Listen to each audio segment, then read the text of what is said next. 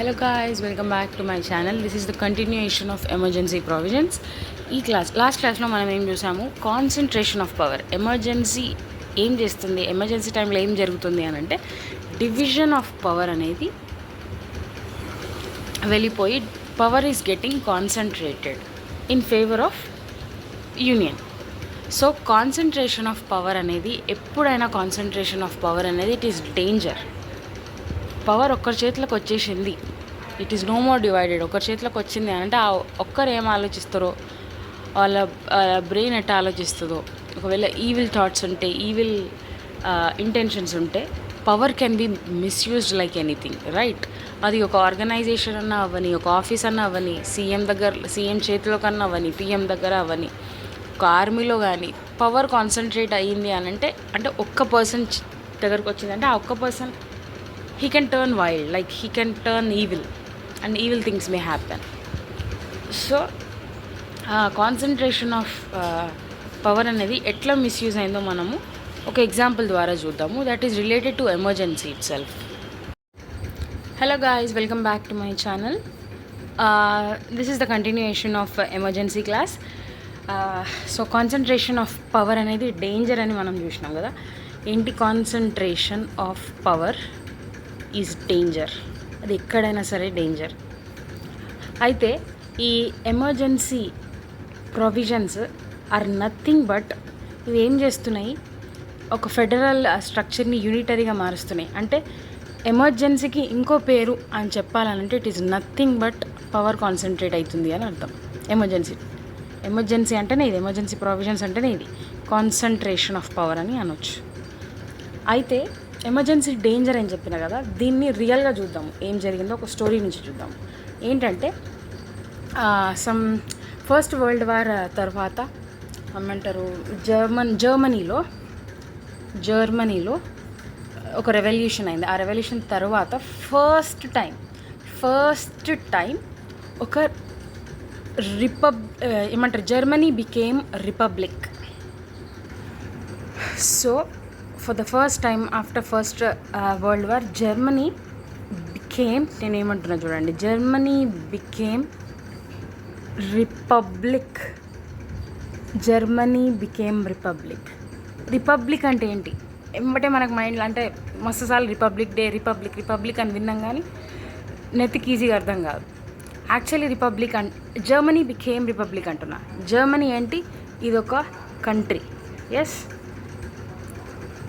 So Germany became republic అంటే ఏంటి, a country. Germany ఒక country that has an elected government and an elected leader. Okay, so republic అంటే ఏంటి, a country that has an elected government అంటే first time ఒక elections ద్వారా వచ్చిన government and an elected leader అనమాట. First time ఇలా జరిగింది. సో ఆ ఎరాని మనం ఏమంటున్నాము అని అంటే, ఆ టైంని జర్మనీలో వైమర్ రిపబ్లిక్ ఎరా. ఓకే, ఆ టైంలో అయితే ఆ వైమర్ రిపబ్లిక్ ఎరాలోనే మనకి చాలా మూర్ఖుడు అని చెప్పేసి మనకి తెలుసు కదా ఒక మనిషి. ఈయన ఏం పేరు, అడాల్ఫ్ అనిందాడ మనకి హిట్లర్ గుర్తొస్తుంది. అడాల్ఫ్ హిట్లర్, ఈయన ఛాన్సలర్ అయిందనమాట. ఆ వైమర్ రిపబ్లిక్ అంటే ఒక కాన్స్టిట్యూషనల్ గవర్నమెంట్ జర్మనీలో వచ్చిన టైంలోనే వైమర్ కాన్స్టిట్యూషన్. అడాల్ఫ్ హిట్లర్ ఆ ఎరాలో, ఆ టైంలో ఈయన ఛాన్సలర్గా వస్తాడు. ఛాన్సలర్ అంటే ఇంకా ఆల్మోస్ట్ ఈక్వివాలెంట్ టు పిఎం అనుకోండి, మనకు అర్థం కావాలంటే. మన ఇండియన్ పాలిటీ చదివినాం కదా, సో ప్రైమ్ మినిస్టర్. సో ఆ హోదా ఆయన ఛాన్సలర్ అవుతాడు. ఆ టైంలో హిండెన్బర్గ్ ప్రెసిడెంట్గా ఉంటాడు. ఓకే, జర్మనీలో. అయితే ఈయన ఛాన్సలర్. అయితే ఈ మనిషే ఠీక్ మనిషిని అని చెప్పేసి మనకు తెలుసు. ఈయన ఆలోచనలు చాలా భయంకరంగా ఉన్నాయి. చాలా ఒక డిక్టేటర్ కైండ్ ఆఫ్ పర్సన్ ఈయన ఎసంటాడో అందరికీ తెలుసు. ఎన్ని కథలు చేసిండో, లైక్ యూదుల మొత్తాన్ని హోలోకాస్ట్ ఆఫ్ జీవ్స్ అని విన్నాము. సో ఈ మనిషి అసలు సో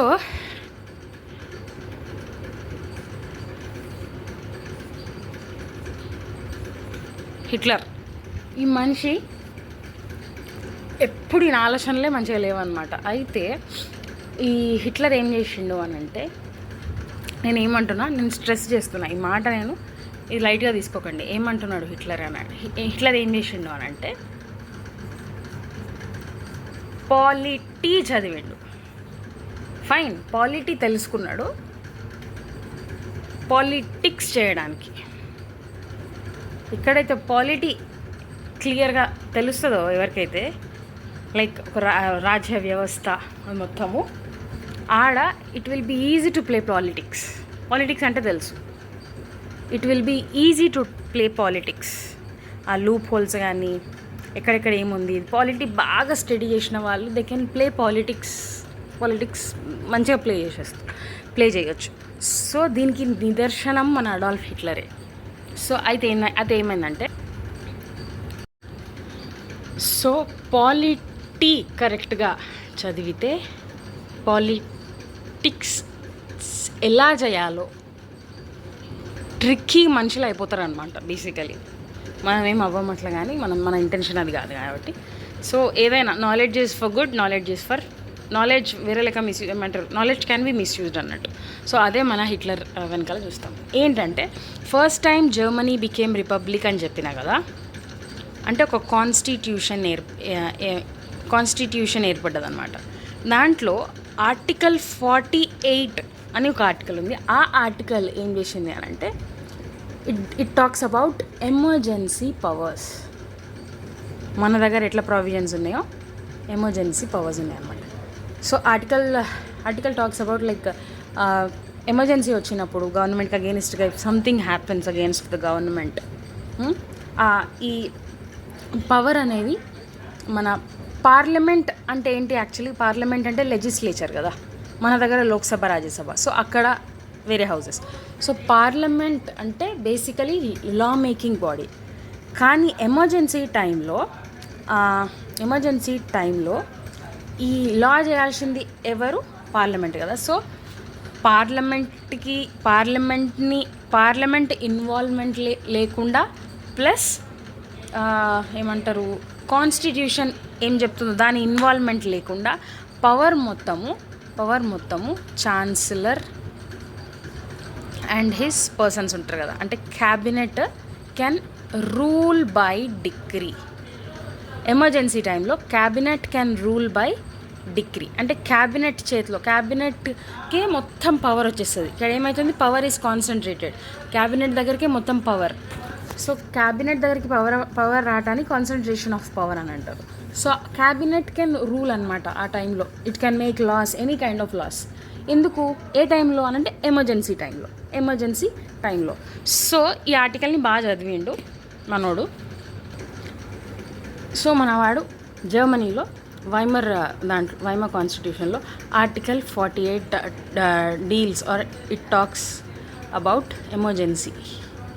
ఎమర్జెన్సీలో ఏం చేయాలి, ఎమర్జెన్సీ ప్రొవిజన్స్ ఉన్నాయన్నమాట. సో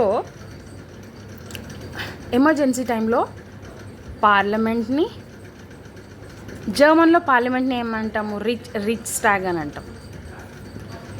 ఇంకొకటి ఏమంటారు, పార్లమెంట్ని ప్లస్ లా ఏమంటారు, ఒక లా చేసేటప్పుడు ఆ లా ప్రాపర్గా ఉందా లేదా అని చూసేది ఎవరు, పార్లమెంటే కదా. అంటే పార్లమెంట్ చూడడం ద్వారా అక్కడ చెక్ అవుతుంది, ఆ బిల్ అనేది చెక్స్ అండ్ బ్యాలెన్సెస్ గుండా పోవాల్సి వస్తుంది, అవునా. కానీ ఎమర్జెన్సీ టైంలో ఎమర్జెన్సీ ఏమంటారు ప్రొక్లెయిమ్ అయింది అని అంటే పవర్ మొత్తము ఛాన్సలర్ అండ్ క్యాబినెట్ చేతిలోకి వచ్చి they can rule by decree. This is what the article 48 says. Okay, so దీన్ని చదివిండు మనోడు హిట్లర్. దీన్ని చదివి ఇప్పుడు పవర్ ఆయన చేతిలోకి రావాలంటే ఆయన ఏం చేయాలి, అక్కడ ఎటువంటి సీన్ ఉండాలి, అక్కడ ఎమర్జెన్సీ కండిషన్ అనేది ఉండాలి, అవునా. ఈ ఆర్టికల్ ప్రొక్లెయిమ్ చేయాలనంటే ఈ ఆర్టికల్ ద్వారా రూల్ మేకింగ్ పవర్ అనేది మన ఏమంటారు ఛాన్సలర్ అండ్ క్యాబినెట్ దగ్గరికి వెళ్ళిపోతుంది. They can make loss without the involvement of parliament and without the involvement of Weimar constitution. So Hitler అదే చేసిండు. ఏం చేసిండు హిట్లర్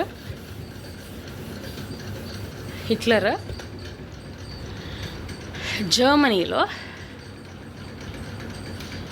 అక్కడ పార్లమెంటరీ బిల్డింగ్ ఏదైతే ఉందో, హిట్లర్ ఆయన మనిషినే, నాజీస్ వాళ్ళ మనిషినే. ఆయన నాకు తెలిసి ఒక కన్స్ట్రక్షన్ వర్కర్ అనుకుంటా, అతన్ని యూజ్ చేసుకున్నారు. దేన్ని? They set the building, the parliamentary building, they set it to fire. మొత్తం అంట పెట్టిరు. ఓకే, ఇది ఎప్పుడు జరిగింది? Feb 27, 1933. Feb 27, 1933 రోజు హిట్లర్ మనిషే ఒక ఆయన, వీళ్ళ నాజీస్ వాళ్ళ నుంచి ఒక అతను, he set it to fire. Parliamentary building fire అంటే ఒకసారి ఊహించుకోండి, ఢిల్లీలో పార్లమెంట్ అంటుకోపోయింది అనుకోండి, ఎట్లుంటుంది కత్తిగా. మెయిన్ అది గవర్నమెంట్, అది లా మేకింగ్ బాడీ, ఆడనే కదా మొత్తం లాస్ జరిగేది, లోక్సభ, రాజ్యసభ, రాష్ట్రపతి భవన్ ఇవన్నీ.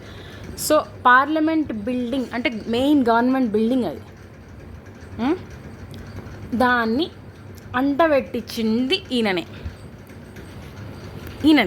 మనుషుల ద్వారా. కానీ దీన్ని ఏం చేసిండు? He blamed communists. Hitler was against communists ఆ టైంలో. ఆయన కమ్యూనిజం ఇవన్నీ ఇష్టం లేదనమాట. So he blamed communists. దీన్ని ఎట్లా ఒక అట్మాస్ఫియర్ సెట్ చేసిండు అనమాట. ఎట్లా అంటే ఇది అంటించింది వీళ్ళే, ఈ జర్మన్ గవర్నమెంట్, జర్మనీలో కదా ఇది, జర్మన్ గవర్నమెంట్కి అగేనిస్ట్గా ఏమంటారు, కమ్యూనిస్ట్స్ పన్నాగం బన్నిండ్రు. ఏమంటారు ఒక కాన్స్పిరసీ చేస్తున్నారు వీళ్ళు గవర్నమెంట్కి అగేనిస్ట్గా అని చెప్పేసి చెప్తున్నాడు, బ్లేమ్ చేస్తున్నాడు. యాక్చువల్లీ చేసింది ఇతనే. ఇది ఇంకా దీని మీద స్టడీ అవుతూ ఉంది. కరెక్ట్గా ఎవరు చేసిండ్రు అనేది మాత్రము ఇంకా తెలియట్లేదు. కానీ 99% ఇట్ హ్యాస్ ఏమంటారు, దీన్ని ఇలానే చెప్తారనమాట, హిట్లర్ మనుషులే అనమాట, చేసింది ఇతనే. కానీ ఎవరు ఆ పర్సన్ అనేది మాత్రము ఇంకా ఏమంటారు, తెర మీదకి రాలేదు. ఫైన్. సో ఆయన ఏం చేసిండు, కమ్యూనిస్ట్ని బ్లేమ్ చేసి, ఇక్కడ ఇదొక సీన్, జర్మనీ గవర్నమెంట్ మీదికి కమ్యూనిస్ట్ అటాక్ చేస్తున్నారు, దే ఆర్ ఇంకా కాన్స్పిరసీ చేస్తున్నారు, ఆల్రెడీ అంటబెట్టిరు, ఇంకేమేమి చేస్తారో. జర్మన్ గవర్నమెంటే బిల్డింగే అంటుకోపోయిందనంటే ఏమంటారు, ఇదే సహీ బాత్ నీ ఇంకా అయిపోయిగా కూలిపోతుంది అని చెప్పేసి ఏం చేస్తాడు హిట్లర్, అక్కడ పార్లమెంట్ ఉంది కదా, జర్మన్ పార్లమెంట్, వాళ్ళ ద్వారా ఈ ఆర్టికల్ 48 ఏదైతే ఉందో దాన్ని అది చేపిస్తాడు, ప్రొక్లెయిమ్ చేయిస్తాడు. ఇన్ ద సెన్స్ ఒక యాక్ట్ పాస్ చేయిస్తాడు. ఏంది ఆ యాక్ట్ పేరు? ఏంటంటే enabling act 1933. This is on March 23 రోజు ఈ యాక్ట్ పాస్ చేయిస్తాడు. అంటబెట్టింది వీళ్ళ మనుషులే, నాజీస్ వాళ్ళు ఒకరే, చెంచాలంటారు అది వీళ్ళ మనుషులే. ఇప్పుడు ఏమంటున్నాడు, బ్లేమ్ చేసింది ఎవరిని? కమ్యూనిస్ట్ని బ్లేమ్ చేస్తుంది. ఎవరిని? కమ్యూనిస్ట్. ఇప్పుడు ఏమంటాడు, పార్లమెంట్ బిల్డింగ్ మన జర్మనీ గవర్నమెంట్ మీదకి అటాక్ అయింది, ఇమ్మీడియట్గా మనము ఎనేబులింగ్ యాక్ట్ పాస్. అది అంటుకపోయినది ఎప్పుడు, అంటబెట్టింది ఎప్పుడు? ఈ ఫైర్ ఇన్సిడెంట్ ఇంకా గూగుల్లో పిక్చర్స్ చూడండి, మీకు కనిపిస్తాయి. సో రిచ్ స్టాక్ ఫైర్ అని. సో ఇది ఎప్పుడు అనంటే, ఈ fire it is on Feb 27, 1933. అయితే March 23, 1933 పెద్ద తేడా లేదు. ఇమ్మీడియట్గా ఎనేబులింగ్ యాక్ట్ పాస్ చేస్తాడు. ఎనేబులింగ్ యాక్ట్, ఈ యాక్ట్ ఏం చేస్తుందంటే బేసికలీ దిస్ యాక్ట్, సో ఎప్పుడు పాస్ అయింది యాక్ట్? 1933. సో ఈ యాక్ట్ ఎప్పుడు పాస్ అయింది? Enabling act of 1933. యాక్చువల్లీ దీని టైటిల్ ఏంటంటే, అది రిచ్ ట్యాగ్ అంటే జర్మన్ పార్లమెంట్ బిల్డింగ్ కదా. సో అది దానికి ఫైర్ ఏమంటారు అంటుకుపోయిన టైంలోనే ఈ సందర్భంగానే ఈ యాక్ట్ పాస్ చేయించాడు ఎవరు? హిట్లర్. సో ఎలా ఒక లెక్క మన ప్రెసిడెంట్ని పార్లమెంట్ని కన్విన్స్ చేయించాడు. హిట్లర్ ఎవరు? ఛాన్సలర్ అంటే ఇక్కడ ప్రైమ్ మినిస్టర్ అనుకోండి. సో పాస్ చేయించాడు, అక్కడ ఉన్న పార్లమెంట్ ద్వారా పాస్ చేయించాడు ఈ ఎనేబులింగ్ యాక్ట్ ఆఫ్ 1933. దీని యాక్చువల్ టైటిల్, ఒరిజినల్ టైటిల్ ఏంటంటే, దిస్ ఈజ్ అ లా, చట్టం, లా టు రెమెడీ అని అంటే ఇప్పుడు ఏమైనా అయితే దానికి రెమెడీగా, ఇప్పుడు ఇక్కడ ఏమైంది? ఫైర్ అయింది, దీనికి remedy the distress of people and the Reich అంటే the parliament and the Germany. So ఈ యాక్ట్ పాస్ చేయించడం ద్వారా పర్టికులర్గా ఈ ఎనేబులింగ్ యాక్ట్ ఆఫ్ 1933 అని ఎందుకు స్ట్రెస్ చేస్తున్నానంటే, ఈ యాక్ట్ కథ మార్చేసింది అనమాట. ఏం చేసింది? యాక్ట్ కథ మార్చేసింది. ఎవరిది? మన హిట్లర్ కథ మార్చేసింది. ఎట్లా? This is enabling act. ఈ లా ఇది పాస్ చేయించాడు. ఈ లా ఏం చేస్తుందంటే, this law it gave ఏమిచ్చింది?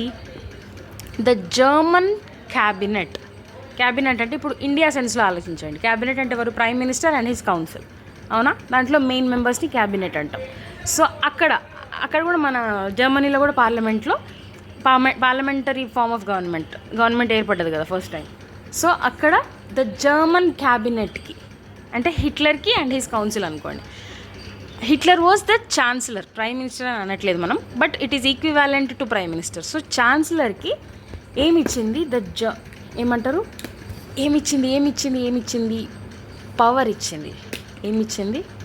Power ఇచ్చింది. ఏది ఇచ్చింది? ఎవరిచ్చిర్రు power? This law gave the German cabinet, particularly ఎవరికి అనంటే ద ఛాన్సలర్. అంటే ఎవరు? ఇక్కడ ఎవరున్నారు? ఛాన్సలర్. హిట్లర్ ఏమిచ్చింది? ద పవర్ని నేను రెడ్ కలర్ ఎందుకు రాసినాను అంటే, ఇట్ ఈస్ డేంజరస్ థింగ్ ఇవ్వబడ్డది, పవర్ ఇవ్వబడ్డది ఈ లా ద్వారా, to make and enforce laws. To make అంటే చట్టం చేయటానికి అండ్ వాటిని అమలుపరచటానికి పవర్ ఇచ్చింది ఎవరు? This law gave the German cabinet, particularly the chancellor, the power to make and enforce laws. Okay, సరే, ఈ వరకు బాగుంది. మరి ఇంకొక కిటుకుంది ఇక్కడ. ఏంది? To make and enforce laws, the power to make and enforce laws. చట్టం చేయటానికి, చట్టాన్ని ఎన్ఫోర్స్ చేయడానికి, అమలుపరచడానికి పవర్ ఇచ్చింది. ఇక్కడ మనం స్ట్రెస్ చేయాలి. ఏంటి పవర్ ఎలాంటి పవర్ ఇచ్చింది? Hitler can make and enforce laws without the involvement of the Reichstag, అంటే without the involvement of the parliament అంటే ఎవరు? మన దగ్గర లోక్సభ, రాజ్యసభ. సో అక్కడ కూడా 2 houses ఉన్నాయి కదా జర్మనీలో. సో వాటి ఇన్వాల్వ్మెంట్ లేకుండా, అండ్ అక్కడ ప్రెసిడెంట్ ఉన్నాడా? ప్రెసిడెంట్ ఆ టైంలో ఎవరు ఉన్నారంటే పాల్ వాన్ హిండెన్బర్గ్. సో అక్కడ పార్లమెంట్, జర్మనీలో ఉన్న పార్లమెంట్ అండ్ జర్మనీ ప్రెసిడెంట్ యొక్క ఇన్వాల్వ్మెంట్ లేకుండా ఒక్కడే, in the sense German cabinet అంటే అతని మనుషులు, అతని council, Hitler and his council, they can make and enforce laws without the involvement of the Reichstag అంటే పార్లమెంట్ అండ్ ద ప్రెసిడెంట్. ఇన్నిసార్లు ఎందుకు చదివినట్టు అనిపిస్తుంది, కానీ ఏంది? ఈయనే కథ మొత్తం. సో ఎనేబులింగ్ యాక్ట్ ఏం చేసింది? జర్మన్ క్యాబినెట్కి, పర్టిక్యులర్లీ ఛాన్సలర్కి పవర్ ఇచ్చింది విచ్ ఈస్ డేంజరస్. ఏ సందర్భంగా ఇది ఇవ్వబడ్డది? ఆ ఫైర్ ఇన్సిడెంట్ని బట్టే. To make and enforce laws without the involvement of parliament and president. అంటే సో ఇప్పుడు షార్ట్గా చెప్పాలంటే, enabling act of 1933, it was passed on March 23. It gave danger ఏంది? Power to make and enforce loss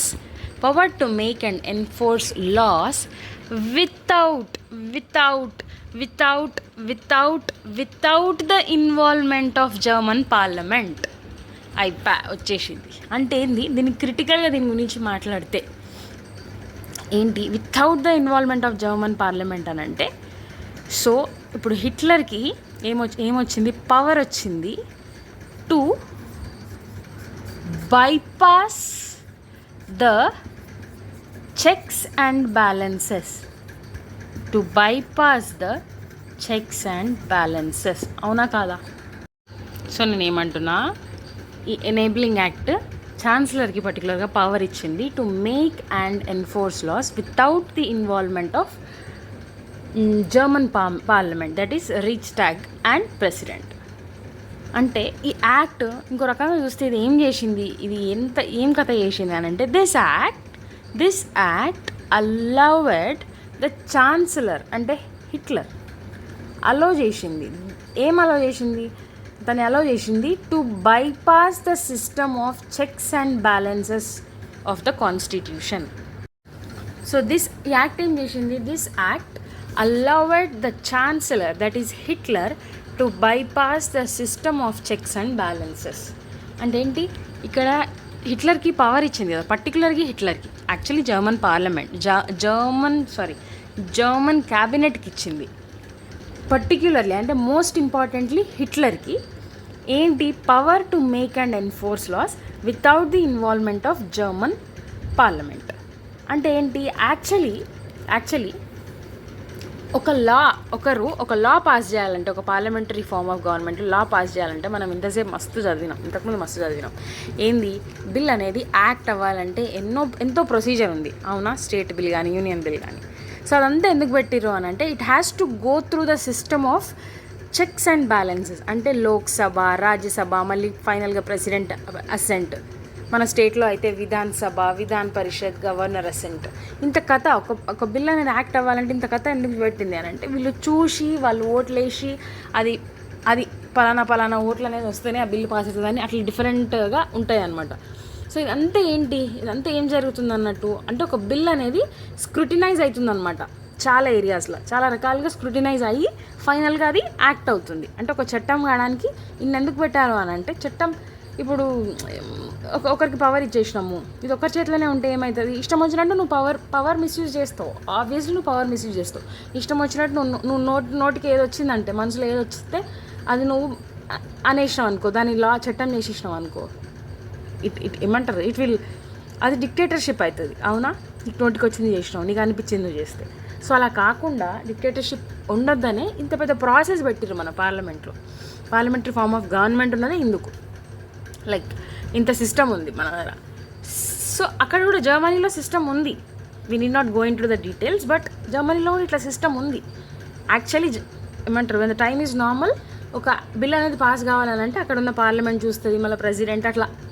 so system of అక్కడ ఏమవుతుంది, వీళ్ళు చూడడం ద్వారా అదొక సిస్టమ్ ఉంది అక్కడ ఆఫ్ చెక్స్ అండ్ బ్యాలెన్సెస్. అంటే బిల్ అనేది చెక్ అవుతుంది, అవునా? ఇక్కడ లోక్సభలో, రాజ్యసభలో ప్రెసిడెంట్ అసెంట్ ఇచ్చే ముందు కూడా మళ్ళీ చూస్తాడు కదా, ఇక్కడ విధాన్ పరిషత్, ఇక్కడ గవర్నర్ అసెంట్ ఇచ్చే ముందు కూడా చూస్తాడు కదా.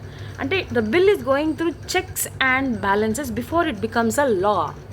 Yes, the bill is going through a system of checks and balances before it gonna become a law. కానీ ఎనేబులింగ్ యాక్ట్ ఏం చేసింది, ఛాన్సలర్కి పవర్ ఇచ్చింది టు మేక్ లాస్. ఏమంటున్నా, టు మేక్ లాస్ అంటే బిల్ యాక్ట్ కావాలంటే ఇంత ప్రాసెస్ ఉంటుంది కదా, ఇప్పుడు ఈ ప్రాసెస్ అంతా అవసరం లే, direct to make loss and to enforce them, దాన్ని అమలు పరచడానికి పవర్ ఇచ్చేసింది without the involvement of parliament. అంటే ఏంటి, it is allowing the chancellor to bypass, ఇంకా పార్లమెంట్ను దాటేసే అవసరం లేదంతా, బైపాస్, నువ్వు అంతా ట్రావెల్ చేయాల్సిన అవసరం లేదు, bypass, short cut. So this act allowed the chancellor to bypass the system of checks and balances. అంటే ఏంటి, పార్లమెంట్ చూస్తుంది కదా, చూడాలి కదా బిల్. సో అదంతా వితౌట్ ద పార్లమెంట్ అని అన్నప్పుడే మనకు డౌట్ రావాలి, అయిపోయారా నాయనా అని చెప్పేసి. So this act allowed the chancellor to bypass the system of checks and balances, that is without the involvement of parliament నువ్వు యాక్ట్ చేయొచ్చు అని ఈ ఎనేబులింగ్ యాక్ట్ పవర్ ఇచ్చేసింది. సో ఆబ్వియస్లీ ఇప్పుడు ఏమైంది, పవర్ అనేది కాన్సన్ట్రేట్ అయిపోయింది ఎవరిలో, జర్మన్ క్యాబినెట్లో, అవునా? జర్మన్ క్యాబినెట్లో ఏమైపోయింది, ఏమంటారు, it allowed the chancellor to bypass. అంటే ఏంది ఇప్పుడు హిట్లర్ ఇట్లా ఫీల్ అవుతాడు అంతేనా కదా, గాల్లో తేలుతుంటాడు ఇప్పుడు హిట్లర్. ఏంది ఎనేబులింగ్ యాక్ట్ పాస్ అయినాక ఇంకా ఆయనకి ఇష్టం వచ్చినట్టు చేసుకోవచ్చు without the involvement of the parliament. అంటే వితౌట్ ఏమంటారు హీ కెన్ బైపాస్ నౌ దేన్ని, ద పార్లమెంట్ని. He can bypass the system of checks and balances. So Hitler super happy ఉన్నాడు ఇప్పుడు, సూపర్ హ్యాపీ ఉన్నాడు. పవర్ మొత్తము జర్మన్ క్యాబినెట్ అంటే పర్టికులర్లీ ఛాన్సలర్ క్యాబినెట్ అంటే ఆయన కౌన్సిల్కి పవర్ వచ్చేసింది. ఇంకా అసలే ఈయన ఏమంటారు, ఈయన నెత్తి మంచిగా లేదు, అసలే ఈయన ఆలోచనలు బాగాలేవు. ఈయన ఏం చేసిండు అయితే ఇంతవరకు చెప్పిన కదా. యాక్చువల్లీ ఆ ఎనేబులింగ్ యాక్ట్ ఏ సందర్భంగా పాస్ అయింది, ఫైర్ వచ్చినందుకు, అవునా. ఇప్పుడు ఏమంటారు కమ్యూనిస్ట్. సో యాక్చువల్లీ ఏమైంది, ఇతనే మంట అంటించిండు, ఓకే. అండ్ బ్లేమ్ చేసింది ఎవరిని, కమ్యూనిస్ట్ని.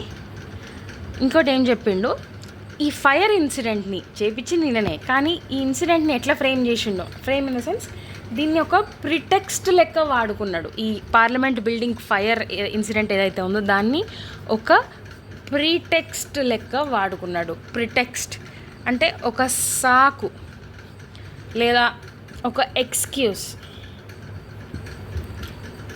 ప్రిటెక్స్ట్ అంటే ఏంటి, if you give a reason for doing something which is not a real reason. Giving a reason for doing something which is not a real reason. Pretext అంటే అదే కదా సాకు. Suppose మనం క్లాస్కి లేట్గా వెళ్ళాం, ఎందుకు రాలేదు అని అంటే జరిగింది చెప్పకుండా అట్లయింది ఇట్లయింది ఇట్లయింది ఇట్లయింది అని చెప్తాం. సో అది సాకు. సో ఆయన ఏమంటారు Hitler and the Nazis they used this incident, fire incident, ఈ సీన్ క్రియేట్ చేసింది వాళ్ళే. And they used this fire incident as a pretext, ఒక సాకు లెక్క, ఒక reason which is not real, as a reason to proclaim ఏంటి, emergency scene వచ్చేసింది, మా గవర్నమెంట్ మీదకి అటాక్ కాబోతుంది అని చెప్పేసి, ఇక మనము ఏమంటారు జర్మన్ గవర్నమెంట్కి అగేన్స్ట్గా అవుతుంది అని చెప్పేసి చేశారు. యాక్చువల్లీ అంటబెట్టింది వీళ్ళే, కానీ ఎవరిని బ్లేమ్ చేస్తున్నారు, వేరే వాళ్ళని బ్లేమ్ చేస్తున్నారు. So he use this as a pretext ఏంటి, టు యూజ్ ఎమర్జెన్సీ పవర్స్ అనుకోండి. సో హిట్లర్ మనోడు చదివిండు, ఎమర్జెన్సీ పవర్లో ఏమవుతుంది, పవర్ మొత్తం నా దగ్గరకు వచ్చేస్తుంది. సో ఎమర్జెన్సీ ప్రోక్లెయిమ్ అవ్వాలంటే ఇక్కడ ఏదైనా ఒక ఎమర్జెన్సీ కావాలి కదా. సో ఎమర్జెన్సీ ప్లాన్ చేసి వేరే వాళ్ళని బ్లేమ్ చేసి ఏమంటారు, గవర్నమెంట్కి అగేన్స్ట్గా సంథింగ్ ఈజ్ హ్యాపెనింగ్, గవర్నమెంట్కి అగేన్స్ట్గా పన్నాగాలు పన్నుతున్నారు అందరూ అని చెప్పేసి ఆ ప్రిటెక్స్ట్ అది సాకులా వాడుకొని ఏం చేసిండు, ఏమంటారు ఈ ఎనేబులింగ్ యాక్ట్ ఆయన కొరకే, ఆయనకు తెలుసు ఎనేబులింగ్ యాక్ట్ అనేది పవర్ మొత్తము, ఎనేబులింగ్ యాక్ట్ పాస్ అయిందంటే పవర్ మొత్తం ఆయన చేతిలోకి వస్తుందని తెలుసు ఎమర్జెన్సీ సందర్భంగా. సో ఆ యాక్ట్ పాస్ చేయించాడు. ఇక చేయించి ఇప్పుడు ఇక చూసుకో అసలే మంచిగా లేవు ఆలోచనలు, ఇక కథ అంతా చేస్తాడు. ఆ టైంలోనే ఈ 1933 తర్వాతనే మనము జర్మనీలో మన యూదులని యూదులని అందరినీ చంపేస్తాడు చూడు. సో ఇవన్నీ హిట్లర్ చేసిన అడ్డమైన కథలన్నీ ఈ యాక్ట్ పాస్ అయిన తర్వాతనే వస్తుంది. సో హిట్లర్, సో నేను ఏమంటున్నా అంటే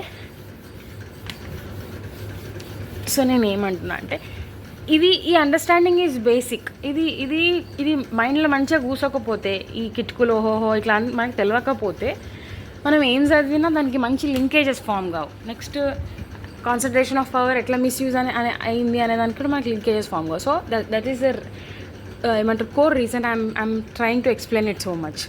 అయితే హిట్లర్ ఈ ఎనేబులింగ్ యాక్ట్ అనేది హిట్లర్ని ఎనేబుల్ చేసింది దేనికి. అయితే హిస్టరీలో మన హిట్లర్ ఇంకా నెక్స్ట్ అన్ని కథలు చేస్తాడనమాట ఈ ఎనేబులింగ్ యాక్ట్ తర్వాత. పవర్ హిట్లర్ చేతులకు ఏమొచ్చింది ఇప్పుడు, పవర్ అనేది కాన్సన్ట్రేట్ అయింది, అంటే కాన్సన్ట్రేషన్ ఆఫ్ పవర్ ఉంది అండ్ ఇట్ ఈస్ డేంజరస్ అని చెప్పిన. And that we can see Hitler ఏం చేసిండు, ఎన్నో అడ్డమైన కథలు చేసిండు, చాలా డేంజరస్ కథలు చేసిండు, which led to world war two కూడా ఈయన చేసిన కథలకు స్టార్ట్ అయింది. And that is a whole other topic. అయితే ఏమంటారు అని అంటే మన హిస్టోరియన్స్ ఏమంటారంటే ఈ emergency provisions particularly this enabling act ఏదైతే అతనికి పవర్ ఇచ్చిందో, సో దిస్ యాక్ట్ అంటే ఎమర్జెన్సీ ప్రావిజన్సే కదా ఇవన్నీ, ఈ సమకూర్పులు this emergency provisions this act helped ఏమంటున్నా దిస్ యాక్ట్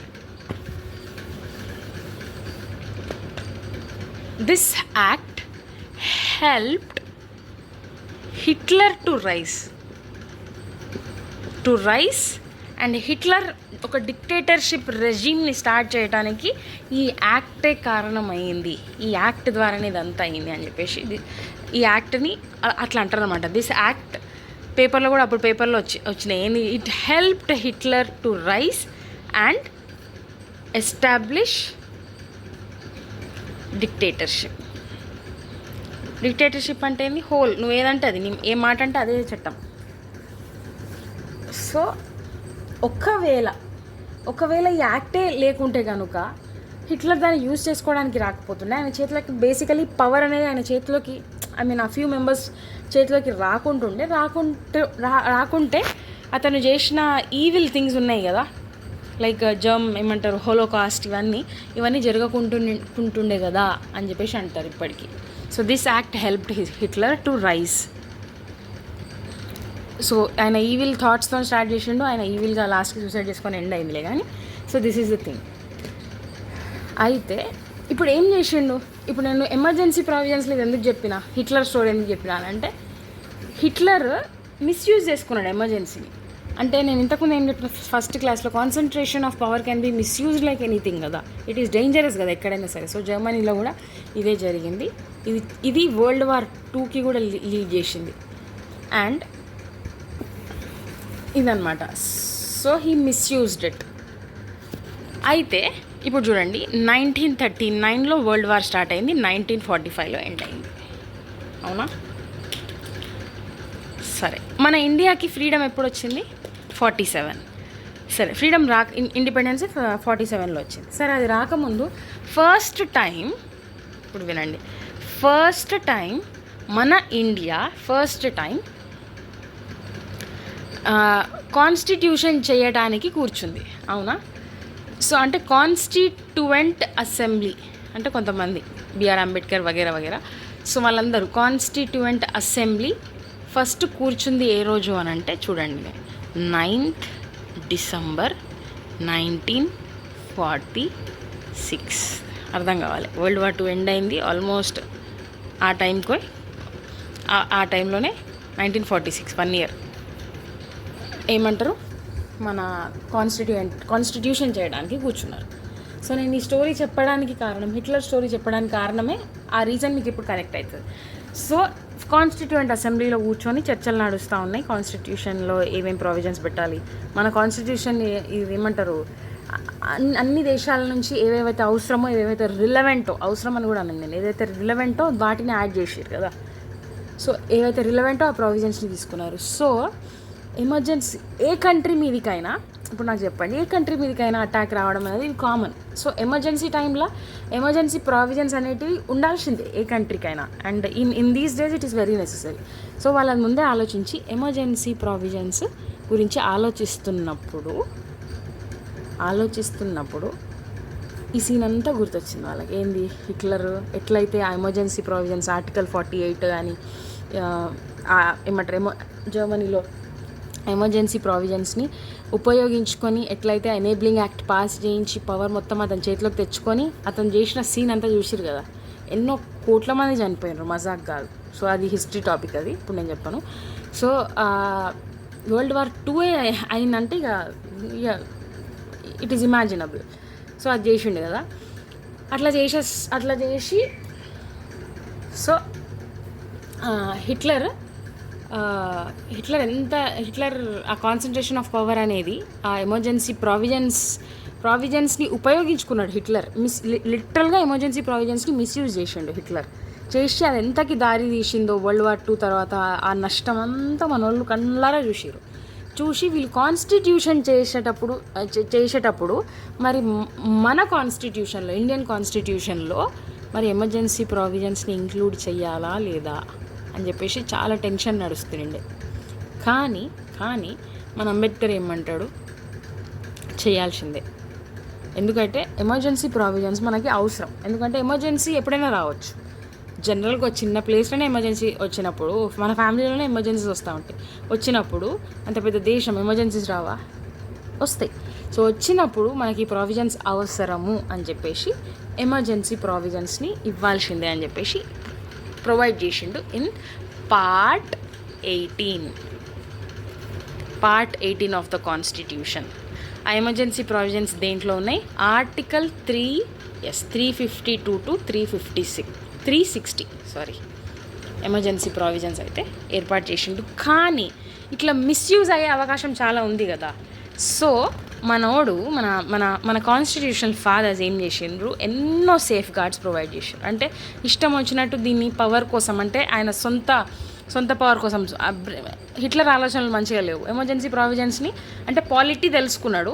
పాలిటిక్స్ చాలా భయంకరం, ఉట్టి పాలిటిక్స్ కాదు, భయంకరమైన పాలిటిక్స్. ఆల్మోస్ట్ ఇక వరల్డ్ డిస్ట్రాయ్ అవుతుండే అన్నంత లెవెల్ పాలిటిక్స్ నడిపించిండు, అన్నంత లెవెల్ నాశనానికి దారితీసినాయి. కాబట్టి ఎన్నో సేఫ్ గార్డ్స్ని ప్రొవైడ్ చేసిండు ఎవరు? మన కాన్స్టిట్యూషనల్ ఫాదర్స్.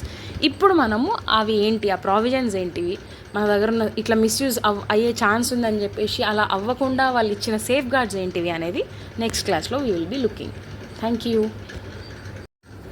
సో మన ఫౌండర్స్ ఆఫ్ ద కాన్స్టిట్యూషన్ భయపడ్డారు. ఫస్ట్ ఎమర్జెన్సీ వర్డ్తోనే భయపడ్డారు. కానీ ఖచ్చితంగా ఆ ప్రొవిజన్స్ పెట్టకుండా అయితే ఉండలేము అని చెప్పేసి పెట్టారు. దేంట్లో పెట్టారు? Part 18 article 352 to article 360. And article 352 అవేంటో ఇప్పుడు చూద్దాం. 352 deals with provisions related to national emergency. ఇది నేషనల్, కంట్రీ మీదికి ఏమైనా వచ్చినప్పుడు నేషనల్ ఎమర్జెన్సీ.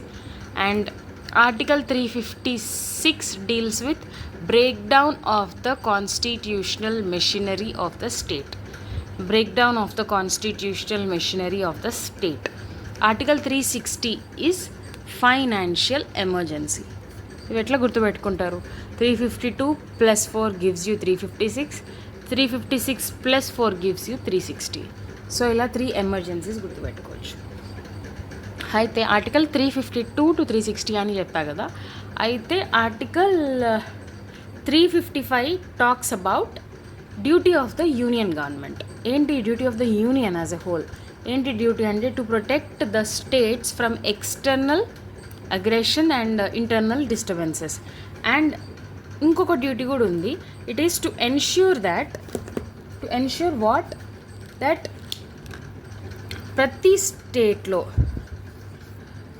స్టేట్లో గవర్నమెంట్ ఉంటుంది కదా, స్టేట్ గవర్నమెంట్ అనేది it is carried out in accordance with the provisions of the constitution.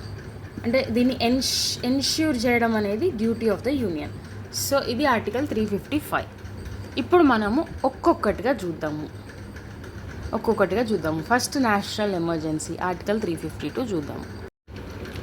Hello guys, so మనము ఇప్పుడు ఫస్ట్ టైప్ ఆఫ్ ఎమర్జెన్సీ, ఒక ఎమర్జెన్సీ గురించి చూస్తున్నాము. That is in article 352. Article 352.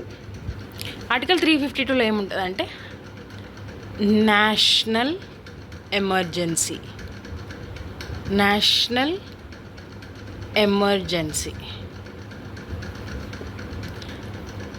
ఇప్పుడు నేను రాస్తున్నది చూడండి. If the president is satisfied,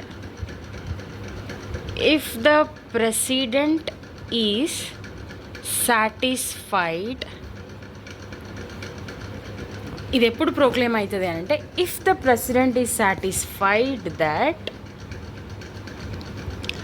a grave emergency exists whereby security of India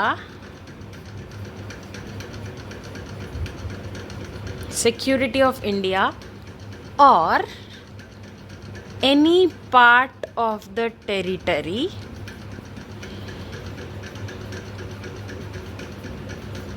So if the president is satisfied that a grave emergency exists whereby security of India or any part of the territory is threatened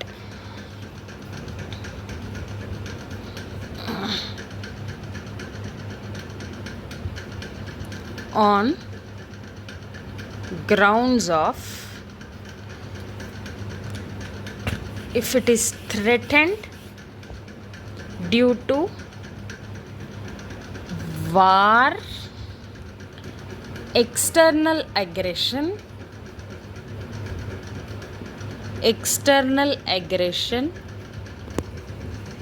or armed rebellion,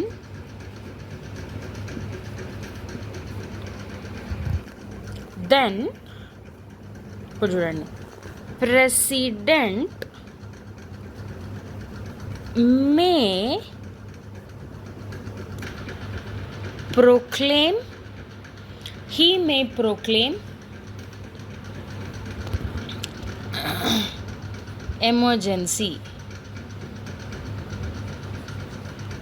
on so and so grounds with respect to whole of India or a part of India, a part of it. ఇప్పుడు చూడండి, article 352 definition ఇది. ఇప్పుడు నేను ఏం చేస్తున్నా, ముక్కలుగా విడదీసి చదువుకుందాం. National emergency is in article 352 talks about national emergency. ఇది ఓకే. సో మరి ఇది ఎప్పుడు ప్రోక్లెయిమ్ అవుతుంది అని అంటే, if the president of India, నేను కొన్ని వర్డ్స్ హైలైట్ చేస్తున్నా, రీడింగ్ బిట్వీన్ ద లైన్స్ అని చెప్పినా కదా, కొన్ని ఫైనల్ పాయింట్స్. సో వాటిని చూద్దాము. అవి ఫస్ట్ నేను అండర్లైన్ చేస్తా. If the president of India is satisfied, if the President of India is satisfied, this is highlighted, that a grave emergency exists, highlighted again, whereby security of India or any security of any part of the territory is threatened due to war, external aggression or armed rebellion, then President may proclaim emergency with respect to whole of India or part of India. Arabic చదివినట్టే అనిపిస్తుంది first time చదివితే, నాకు కూడా అట్లా అనిపించింది స్టార్టింగ్లో. కానీ మనం డివైడ్ అండ్ రూల్ పాలసీ లెక్క ఒక్కొక్క ముఖం డివైడ్ చేసి ఏందో చూద్దాం. సో నేషనల్ ఎమర్జెన్సీ ఎప్పుడు ప్రోక్లెయిమ్ అవుతుందంట అంటే, first word if the president is satisfied అంటే ఏంది, ప్రెసిడెంట్కి అనిపిస్తే. ఇక్కడ ఏమనుంది, ప్రెసిడెంట్ మే ప్రోక్లెయిమ్ అనుంది, అంటే ప్రెసిడెంట్కి అనిపిస్తే ఇఫ్ హీ ఈజ్ సాటిస్ఫైడ్. మరి ఇఫ్ హీ ఈజ్ సాటిస్ఫైడ్ అంటే ప్రెసిడెంట్కి ఏమంటారు, ఎమర్జెన్సీ వేయాలి అనిపిస్తే ఎమర్జెన్సీ ప్రోక్లెయిమ్ చేసేయచ్చా? నో. అందుకే నేను హైలైట్ చేసిన దాని లిటరల్ మీనింగ్ కాదు అక్కడ. If the president is satisfied అంటే ఏంటి, ప్రెసిడెంట్ అంటే యాక్చువల్లీ ప్రెసిడెంట్ ప్రోక్లెయిమ్ చేస్తాడు, కరెక్టే. ఎటువంటి టైప్ ఆఫ్ ఎమర్జెన్సీస్ అయినా, ఆర్టికల్ 352, ఆర్టికల్ 356, ఆర్టికల్ 360, దీంట్లో ఏ టైప్ ఆఫ్ ఎమర్జెన్సీస్ అయినా ఖచ్చితంగా ప్రోక్లెయిమ్ చేసేది అంటే అనౌన్స్ చేసేది అంటే ఫైనల్ ఆయన సిగ్నేచర్ ద్వారానే అది ప్రోక్లెయిమ్ అవుతుంది. ఎవరిది, ప్రెసిడెంట్ సిగ్నేచర్ ద్వారానే. కానీ డెఫినేషన్లోకి బ్యాక్ వచ్చేస్తే if the president is satisfied అంటున్నా. మరి ఇది ఎవరి సాటిస్ఫాక్షన్? ప్రెసిడెంట్ యొక్క ఏమంటారు, సెల్ఫ్ సాటిస్ఫాక్షనా? కాదు. మరేంటి if the president is satisfied actually ఏంటి అంటే, union council of ministers headed by prime minister ఉంటారు కదా, వాళ్ళ యొక్క అడ్వైజ్ మీద ప్రెసిడెంట్ ప్రోక్లెయిమ్ చేయాలి. ఓకే, వాళ్ళ యొక్క అడ్వైజ్ మీద. ఎవరిది? Prime minister and his council of ministers. వాళ్ళ యొక్క అడ్వైజ్ మీద ప్రెసిడెంట్ ప్రోక్లెయిమ్ చేస్తున్నాడు. మనకి న్యూస్ పేపర్లో president proclaims emergency on so and so grounds అని వస్తుంది, అంతేగాని ప్రైమ్ మినిస్టర్ ప్రోక్లెయిమ్స్ అని మాత్రం రాదు. ప్రైమ్ మినిస్టర్ అని రాదు. కానీ ప్రెసిడెంట్ ఎవరి అడ్వైజ్ మీద? On the advice of the prime minister and the union council of ministers. అంటే ఇక్కడ ఎమర్జెన్సీ ప్రోక్లెయిమ్ చేయాలి అన్నది ఎవరి decision? Prime minister decision. Okay, so this is clarified. Next, ఆయన ఏమని సాటిస్ఫాక్షన్ వస్తే, సాటిస్ఫాక్షన్ ఇక్కడ ప్రెసిడెంట్ది కాదు, యాక్చువల్లీ ఎవరిది? Prime minister and his council of ministers. ఏమని? దాట్ ఏమనంటే that a grave emergency exist. వాళ్ళు ఏమని సాటిస్ఫై అవుతే that the security of India,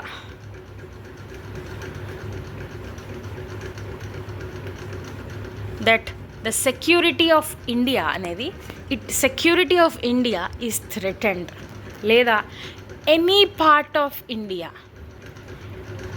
అంటే ఇండియానే, ఏదని ఈ ముక్కైనా ఇండియానే, any part of India is threatened అని అనిపిస్తే దేని వలన? వార్ వలన, ఎక్స్టర్నల్ అగ్రెషన్ వలన అన్నా, లేకపోతే ఆర్మ్డ్ రెబేలియన్ వలన అన్నా అతనికి అనిపిస్తే who may proclaim again president may proclaim. Main నేను హైలైట్ చేస్తున్నా, అది ఇప్పుడు ఏంటో చెప్తా. May proclaim emergency.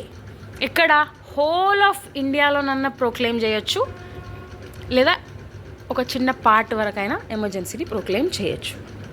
Okay, so ఏంటి ఫస్ట్ కీవర్డ్? మనం కొన్ని కీవర్డ్స్ హైలైట్ చేసినాం కదా, ఏంటి కీవర్డ్స్? ఫస్ట్ ఏంటి? If the president is satisfied that a grave emergency exists whereby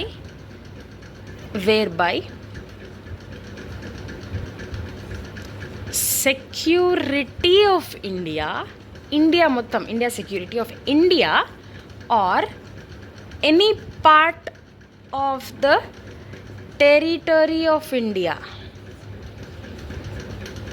any part of the territory of India is threatened అని అనిపిస్తే.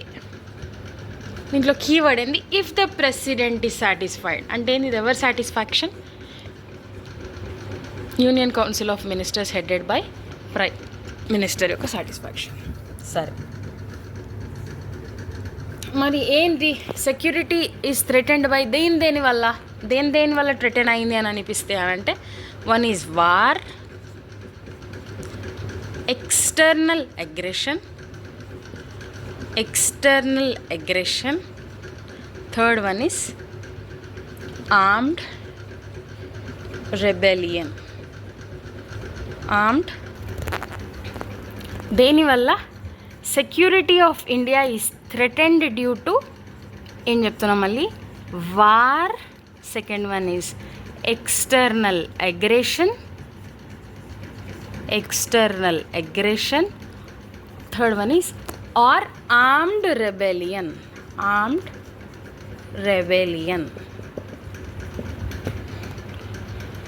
అయితే security of India is threatened అని అనిపిస్తే దేని వలన? వార్ వలననో, external aggression or armed rebellion. ఇప్పుడు war అంటే ఏంటి? ఎక్స్టర్నల్ అగ్రెషన్ ఏంటి? ఆర్మ్డ్ రెబెలియన్ అంటే ఏంటి? మనకు తెలిసి ఉండాలి. వార్ అంటే ఏంటి? వార్ ఎక్స్టర్నల్ అగ్రెషన్ అంటే రెండు గొడవ అవుతుంది అన్నట్టేనా? అంటే ఇండియా మీద అటాక్ అయినట్టేనా? కాదు. War is the one which is formally declared. Okay, formally declared అంటే ప్రెసిడెంట్ ఎట్లా, సపోజ్ ఇండియా పాకిస్తాన్కి వార్, సపోజ్ మన president declares war, India is at war with Pakistan అని ఫార్మల్గా డిక్లేర్ చేసిండు అనుకో, దాన్ని వార్ అంటాం. ఆ టైంలో జరిగేది కూడా గొడవనే. ఆ టైంలో ఆర్మీ ఇన్వాల్వ్ అవుతుంది. మరి ఎక్స్టర్నల్ అగ్రెషన్ అంటే ఏంటి? ఎక్స్టర్నల్ అగ్రెషన్ అంటే ఫార్మలీ డిక్లేర్డ్ అని కాదు, అంతా ప్రశాంతంగా ఉంది, అటాక్ అయింది, మనం ఏమనలే, మనం అవ్వని కదిలియలే, మన మీద అటాక్ అయింది. ఎవరు? Aggressive nations. మనం అంటే అగ్రెసివ్ ఉన్న నేషన్స్ అటాక్ చేసినాయి అనుకో, వాటిని ఏమంటాము? సడన్గా సర్ప్రైజ్ అటాక్స్ ఇట్లాంటివి, వాటిని ఏమంటాం? External aggression. So yes, there is a difference between the word war and external aggression, అవునా కాదా? ఇదేమో ఫార్మలీ డిక్లేర్డ్ వన్, తెలిసి ఎట్ వార్ అని తెలిసి చేసేదేమో వార్. అనుకోకుండా అర్ధరాత్రులు సడన్గా అయితే చూడు, అవి ఎక్స్టర్నల్. అర్ధరాత్రులు అనే కాదు, సడన్గా మనకు తెలియకుండా బయటి దేశాలు మన మీద అటాక్ చేయడాన్ని ఎక్స్టర్నల్ అగ్రెషన్ అంటాం.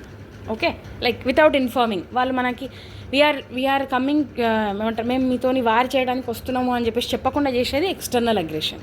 So there is a fine line. ఇంకొకటి ఆర్మ్డ్ రెబెలియన్. ఆర్మ్డ్ రెబెలియన్ అంటే ఆర్మ్డ్ అంటే కొంతమంది, అదొక సెక్షన్ అన్న కానీ గ్రూప్ అన్న కానీ ఏదన్నా ఒకటి, కొంతమంది ఒక గుంపు ఆర్మ్స్ పట్టుకొని ఏమంటారు గవర్నమెంట్కి అగెనిస్ట్గా లేచినరు, లేకపోతే అందరు గన్స్ పట్టుకుర్రు. సో అలాంటివి దాన్ని ఆర్మ్డ్ రెబెలియన్ అంటాం. So if the security of India or any part of the territory of India is threatened, దేని వలన war, due to war or due to external aggression or armed rebellion, ఈ 3 కేసెస్లో threaten అయితే, security is threaten అయితే, then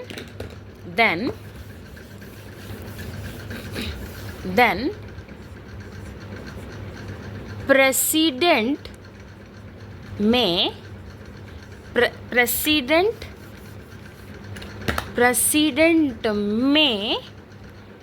proclaim to make a declaration of national emergency. He may proclaim national emergency. President may అనేది కూడా నేను highlight చేసిన డెఫినేషన్లో. మే అంటే ఏంటో మనం ఇప్పుడు చూద్దాం. ప్రెసిడెంట్ మే అంటున్నా కదా, ప్రెసిడెంట్ మే ప్రోక్లెయిమ్. ఈ మే అనేది ఎందుకు ఉంది అని అంటే, ఎమర్జెన్సీ అనేది it is a tension situation, అవునా? మనము ఏమంటారు, if the security of India is threatened due to war or external aggression or armed rebellion, president may proclaim అంటున్నా. హీ మే ప్రోక్లెయిమ్ అని అంటుంది డెఫినేషన్లో. He may ప్రోక్లెయిమ్. మే అంటే ఏంటంటే, ఇండియా యొక్క సెక్యూరిటీ మూడిటిలో దేని వలన థ్రెటన్ అయింది అని అనిపిస్తే, if the president is satisfied, which is not the actual satisfaction of the president but the satisfaction of the prime minister and his council, వీళ్ళ సాటిస్ఫాక్షన్ కదా, అనిపిస్తే ప్రెసిడెంట్ మే ప్రోక్లెయిమ్. మే అన్న పదానికి అర్థమైంది, ఇట్ ఈజ్ నాట్ కంపల్సరీ. ఇలా అనిపిస్తే ఎంబటే ఏమంటారు, emergency ప్రోక్లెయిమ్ చేయాలని కాదు. ఇలా అనిపించింది అంటే, కొంచెం తేడా అనిపించింది అంటే ఎమర్జెన్సీ ప్రోక్లెయిమ్ చేయాలని కాదు. అట్లాంటి ఎవ్రీడే ఎమర్జెన్సీ ప్రోక్లెయిమ్ చేయాల్సి ఉంటుంది, అట్లని కాదు. కానీ ఇంకా ఏం చేయలేము అని చెప్పేసి, ఇంకా పరిస్థితి చేయి దాటిపోయేలా ఉంది, మన మీదకి వచ్చేలా ఉందని చెప్పేసి, సంథింగ్ డేంజర్ ఈజ్ హ్యాపెనింగ్ అని అనిపిస్తే ప్రెసిడెంట్ మే అంటే ఎమర్జెన్సీ ప్రోక్లెయిమ్ చేయడము అనేది it is last option. Proclaim చేయబడ్డదంటే సిచ్యువేషన్ బాగాలేదని last option, and it is last resort, last decision. ఇదొక ఎక్స్ట్రీమ్ డెసిషన్, అవునా? ఇదొక ఎక్స్ట్రీమ్ డెసిషన్. సో అందుకే ప్రెసిడెంట్ మే అన్న దాంట్లో అర్థమైంది, ఇట్ ఈస్ నాట్ కంపల్సరీ. అలా థ్రెటన్ అయింది అని అనిపిస్తే he may ప్రోక్లెయిమ్.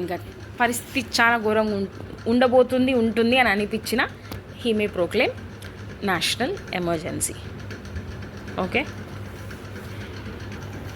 President may proclaim. So may అనే వర్డ్ అర్థం కూడా చూసినాం. So it is last resort అని అర్థం. ఎమర్జెన్సీ ఈజ్ లాస్ట్ రిసార్ట్, ఇది లాస్ట్ ఆప్షన్, దీన్ని ఎన్నుకుంటారు అనమాట. అయితే గ్రౌండ్స్ ఏమేమని చెప్పినా ఏమంటారు, security may be threatened due to ఒకటి వార్ ఉన్నా, ఎక్స్టర్నల్ అగ్రెషన్ అన్నా, లేదా ఆర్మ్డ్ రెబెలియన్ అన్నా.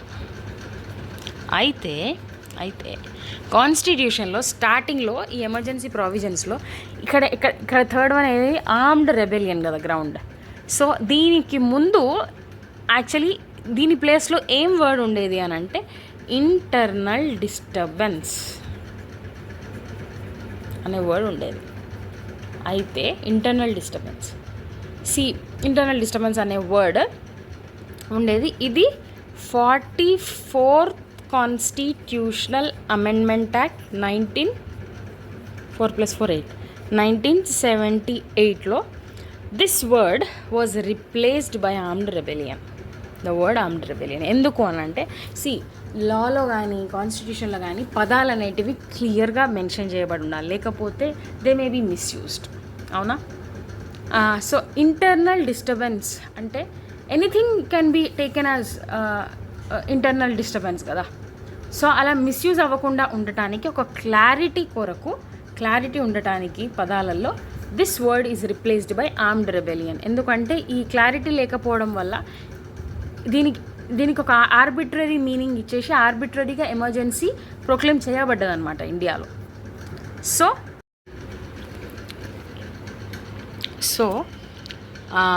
ఏం చెప్పినా 44th కాన్స్టిట్యూషనల్ అమెండ్మెంట్ యాక్ట్ 4+4 ఎంత 8, 1978.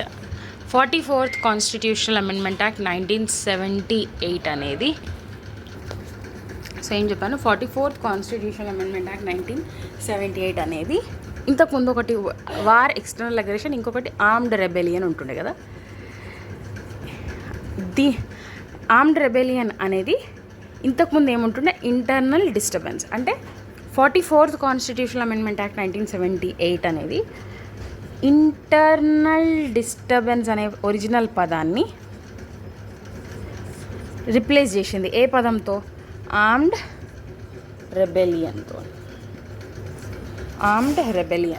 ఓకే, సరే. ఎందుకు చేసింది?